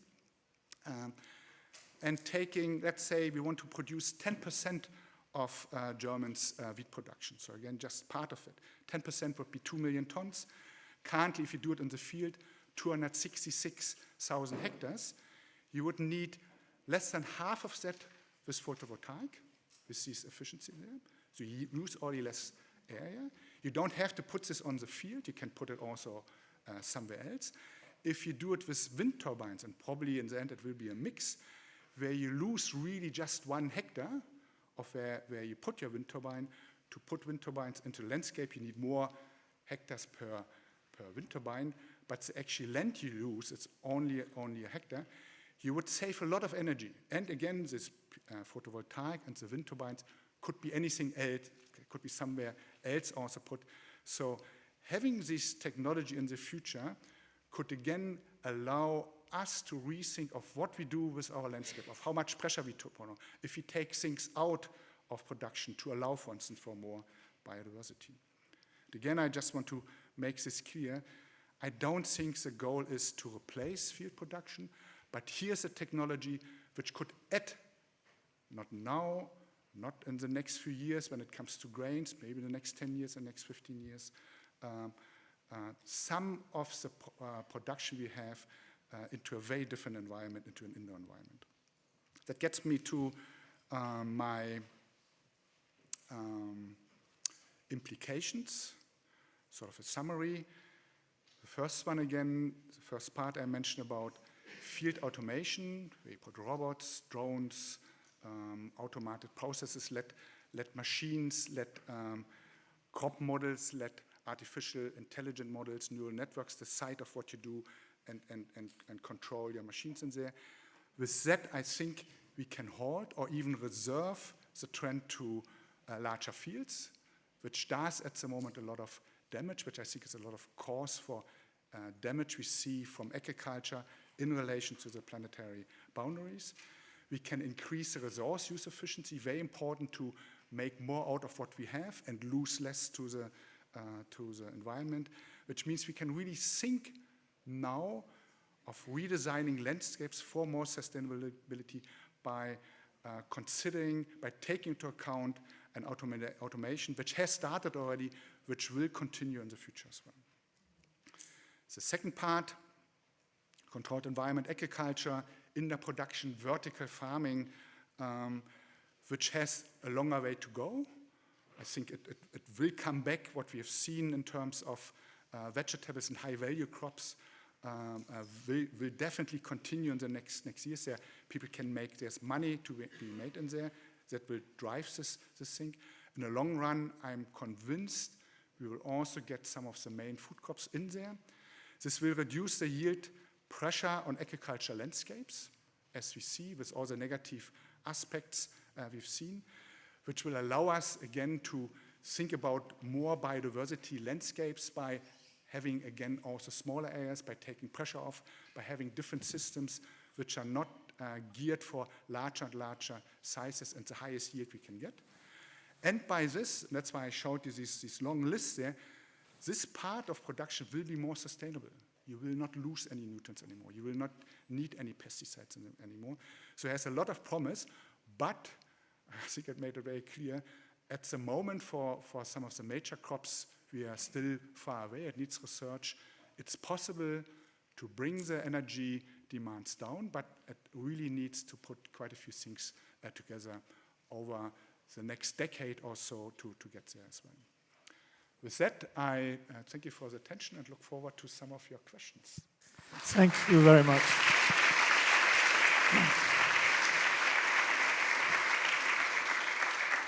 Thank you very much for this great presentation, and see the breakthroughs that are available or emerging, and how it interacts with the more or less the engineering of the future landscape.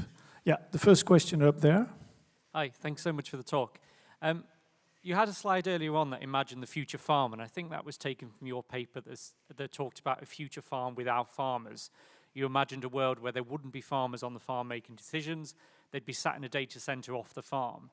And I just wondered whether you thought that was a responsible vision of the future, and what makes you think that that would lead to ecological utopia instead of a dystopia where you would have increasing corporate control over the food system and increasing disconnect between people and the land, increasing exploitation of nature, loss of rural community and cultural heritage, etc.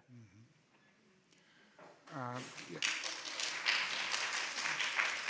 Thanks. So the title of Future Farms Without Farms was quite provocative to sort of get the attention. In there, if you read it, we actually talk about the different things which enables this. Some of these I showed you as well. And I also think it still requires people, it will require different skills. And I like to sort of refer to a book which came out last year from, I think his name is Spitzer. It's a German author talking about artificial intelligence. And he says, he goes through different examples, through medicine, to law, and so on. And he says in there, and I think the same, I haven't got there yet, maybe it never talks about agriculture there, but I think the same applies for agriculture as well. He says, artificial intelligence, and you see the bigger thing, automation, will not replace a certain discipline. It will not replace a medical doctor, will not replace a lawmaker, it will not replace, or the person who deals with laws, will not replace the farmer. But the farmer or the medical doctor or the person dealing with law, this is using artificial intelligence, this is using this new technology, he will push the ones out of business which don't do that. Which is, when you think back again, for mechanization was the same thing. Eventually, these new technologies, you can ignore them, but then you might miss being part of where things go. In automation in the field, I think, and we see it already now, that farmers actually take action. They take some of these, and they can decide and will decide what's the use out of this technology to make their farm efficient and deal with some of the requests from society to deal with being more efficient, to allow more biodiversity in there, and still produce food and still be efficient in their system. So I think this technology will be part of a farmer. If you think about this second technology I showed, I also think it could and it should be part of a farmer, of farmers' activities. That's why I gave this example that smaller units might be actually part of a farming system to utilize additional energy. And again, in Germany they have. Some of the bigger factories we've seen might play a bigger role in areas where you have no other chance to produce food. Think about North Africa. Think about Egypt. Used to be until recently the biggest importer of wheat. Half of the wheat they had to import because they grow wheat very efficiently, by the way, in the desert, in the Sahara Desert, with the water from the Nile, and that's limited. And they will grow their population. If they continue to grow the population with the same rates they do have right now, they're at 100 million, their projections, if they continue, they will triple their population. So going up to 300 million. There's no way to supply enough water, land with water in Egypt to feed the population there. You have to think about different ways. And in there might be big factories. There could be also anything in between where people get together, cooperatives, and have big bakeries attached to it, supplying food for cities. Again, going back to Africa, the biggest cities will be, by the end of the century, in Africa. We're talking about cities between 70 and 80 million people living there. Anything bigger than we have seen in any other parts of the world, which need to be fed. And there, where you don't have the land for it, where you don't have the climate to do it, again, you need to think about where is the food coming from there. Africa is, as a continent, the biggest importer of wheat, coming back to the wheat example. We need to start thinking, and we need to think at big different scales. That's why I think it's time to start research on how far can we go. At the moment, we're talking here about potentials. I'm aware of it. But there are a lot of ways, there are a lot of technologies, there's a lot of approaches out there, which I'm convinced when we put them together, these technologies, both of them, the fields, the automation, and in the production will play a role in the future in helping to feed the planet without destroying the planet. Before we take the next question, in fact, who is going to be the designer of that? Because you say, for instance, I agree with you, tremendously large cities in Africa. Who is going to take the lead for designing what it should be? Is there going to be a co-design somewhere? We are going to be the link with the stakeholders. I like to know as well, because we think we can contribute to this design, because we really need to think now of how these cities will be developed. Yep. Sustainably. Whereas, can we still build with concrete? They need housing, they need schools, they need all sorts of things. We're talking, for instance, with wood architects, and we're thinking about when we also build these food factories, when we call them, they need to be done sustainably. They can't be just big concrete buildings there. It just doesn't work. Thinking also about concrete contributing so much to it. So I don't know who designs this. I think we better start talking about, but I don't know who that would be. I think we have something to offer here, but I don't know what process is there to sort of add to this thinking. Otherwise it will be just a disaster, I think. Thank you. So the question there? Yeah. So it's Robert, please. Robert Winger, ETH Zurich, Senthold. Thank you very much for that fascinating look in the future. That's highly appreciated. I have also like a question or a comment that maybe challenged some of your conclusions, but related to the first part. Basically, you're motivated that field automation would reverse the decline of loss of farmers and farms, so to say. And I would actually challenge it a bit, because the equipment is highly expensive. So basically, only the big and rich farms can actually afford high-value technology. So I don't think that you reverse any farm trend with the technology as such. However, I fully agree with you that you can reverse that kind of like small or large farms having large fields problem, right? So basically the technology enables farmers, big farmers, to act like a small farmer, like many small farmers. And this is the beauty of the approach. But I think, I mean, if you just put the technology as such on the market, you don't solve that issue with losing farms. But if you make farmers collaborate with new technology, which is possible, then you can reverse the trend. So could you reflect a bit on your experiences and that kind of like also bringing it in a real world setting? How can you kind of like really break that losing of farms with technologies? Good point, Ewert. And the numbers up there, the cost of production, the hidden cost, and the subsidies, I put them in for you. Because the system we have at the moment, it's not sustainable. So when you say it costs too much, yes, a robot costs too much. I think we see so many robots already in the southern parts of Germany because they're subsidized for the moment.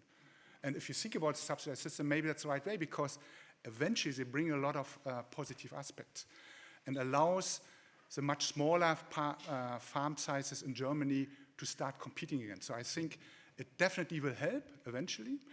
I can also see it helps in some of the developing countries in the global south, where an issue is you have such a small farm where you still have to have another job to survive, and you need to hire now and then someone else which you might not want or rely on. And if you can offload some of that to a robot, which you can rely on, will actually help these farmers to continue what they do. So again, yes, at the moment, also the automation, the robots, very expensive, will take more time. They're also not perfect. I mean, I've seen them in the field, how they read.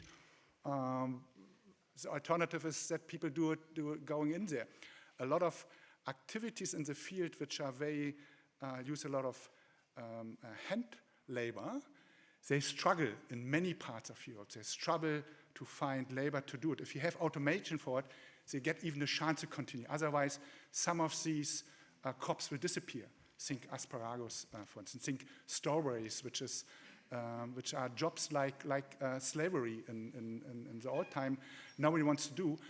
They're starting to be technology. I've seen it for strawberries, which can take this over, which will allow small strawberry farms to continue. So I'm, again, right now, yes, very difficult. It needs help, needs support. It will help to survive, keep the smaller ones in there, but it also has these sustainable aspects, which we don't pay for. I think eventually we need to be able to deal with these hidden costs.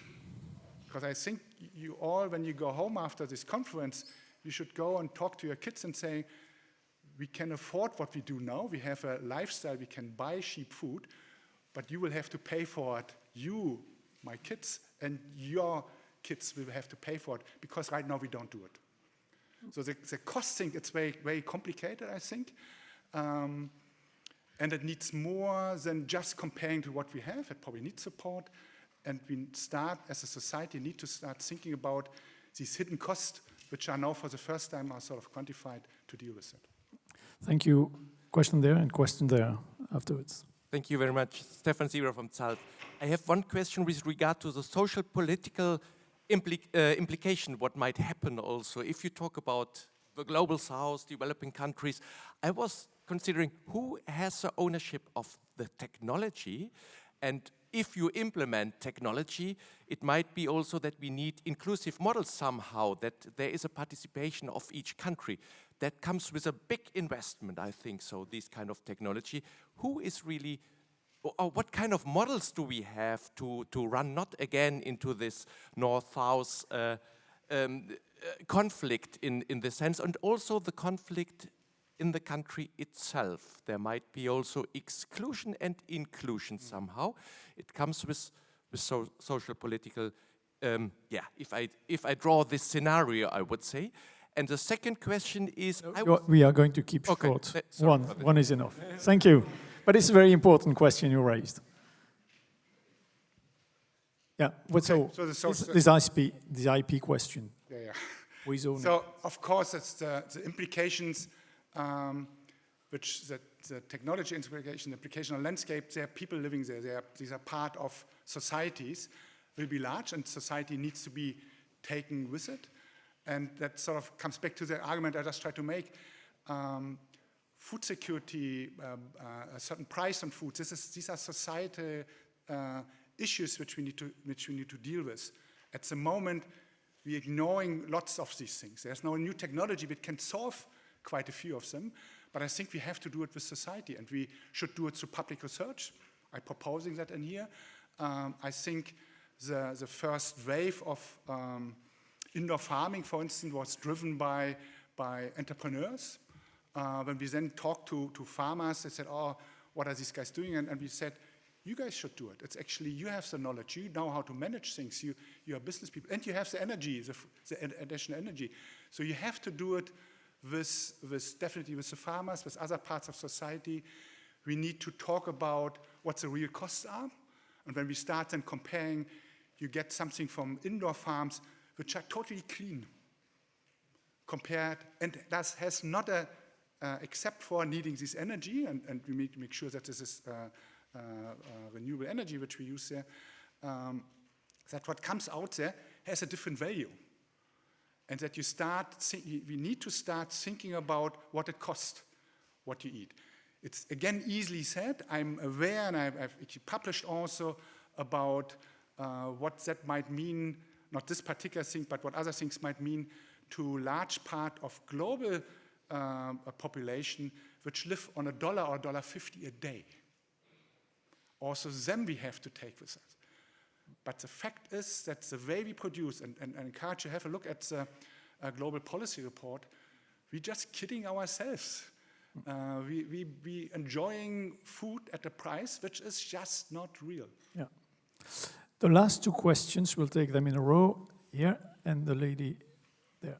Thank you for bringing up this urgent topic. Davide Rizzo, landscape agronomist. Landscape is the keyword occurring 5 times in your last slide, and you highlight an interesting point. Landscape is land shape, and landship is the shape of the field, and you showed how these technologies can help to redesign the landscape. But what about the technologies for improving the relation with the land? Is there any potential for other technologies or these technologies to renew the way we are having a relationship with the land that is fundamental for landscape? Thank you. And we'll take the second and last question. I have a problem. There is a gender issue. Only men for questions. Now, yeah, please. All right. Yeah, my question is also related to the automation technology. And as you said, it's a tool for the smallholder farmers to get away or escape from the pressure of economies of scale. But thinking from a landscape perspective, just targeting smallholder farmers will have limited impact on farmland biodiversity loss. So now how do we make automation technology attractive for large-scale farmers, which are the majority, especially looking at this region here in Eastern Germany, and which largely benefit from economies of scale.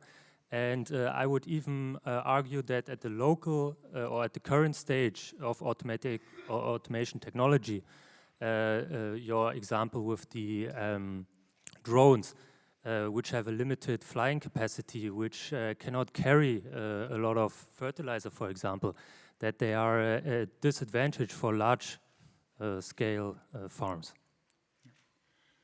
Thanks for both of these questions. Maybe I start with the last one first. You argued for both, that it should be used for large, and you also said some of these technologies are ready for large ones. Of course, if you think, for instance, harvesting, there's very little automation for harvesting. If you talk about large scale, might be very, very difficult to do some of that. I think that some of this technology will play a role, and most of the technology, coming back to who owns this technology, is driven by the big companies at the moment, will also help us on the large scale to deal, for instance, with biodiversity.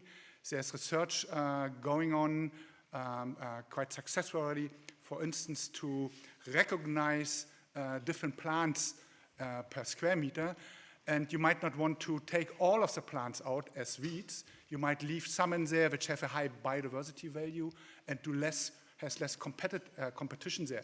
So that sort of thing you can apply anywhere. The point wanted to make is it gives particular the small farms and the small size farms an advantage to become competitive again with large ones, because they are not able to run big machinery. It's not possible to do that.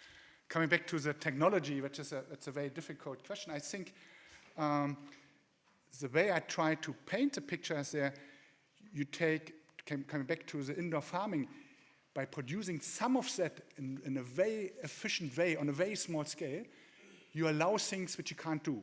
Coming back to the example of Germany, I think we are for many of the crops, I think we looked at that for wheat, at the highest yield you can get. There's not much more you can do.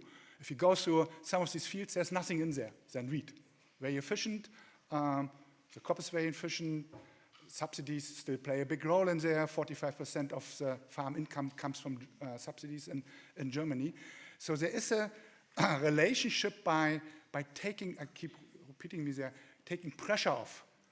By taking pressure off in the field. You can change some of the ways we do it.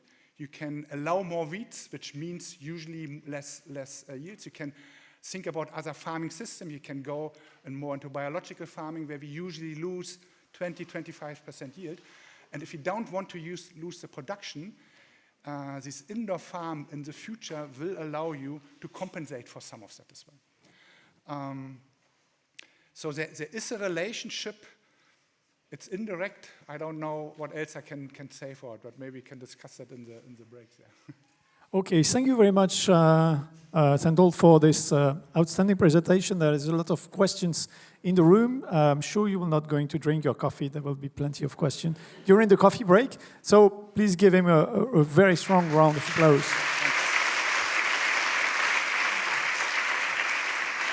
And as a souvenir, thank you for your presentation. And enjoy your coffee break.